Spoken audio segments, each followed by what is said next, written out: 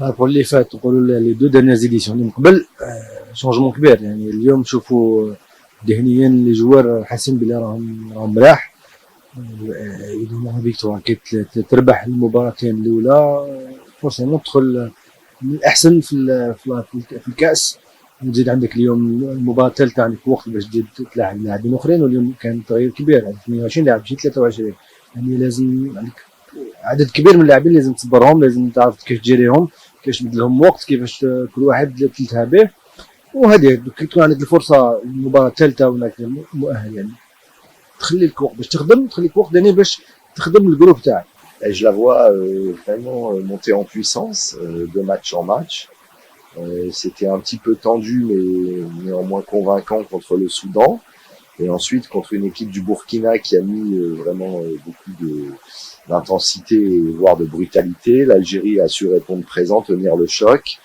Et surtout, elle a bien maîtrisé cette équipe qui est pas facile à jouer. Et je trouve que tout ça est très prometteur pour la suite, alors que avant la CAN, on était peut-être un peu en manque de repères sur cette équipe nationale algérienne. Je trouve que ce qui a changé, c'est que Petkovic a fini un peu sur le tard par intégrer, comme il se doit, les jeunes talents, des joueurs comme Maza, notamment.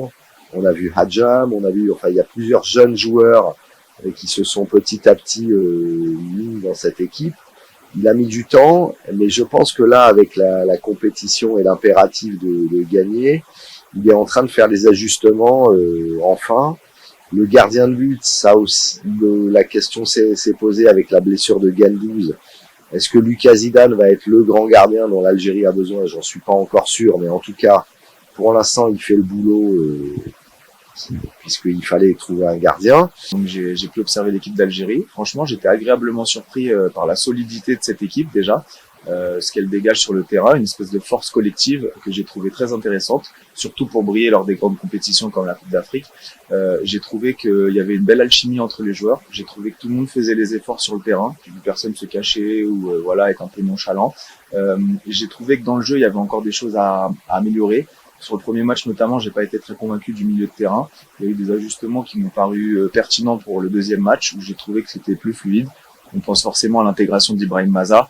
Déjà, son entrée en jeu a tout de suite donné le ton lors du premier match. Puis sa titularisation, je pense, a fait beaucoup de bien dans la fluidité du jeu algérien contre le Burkina.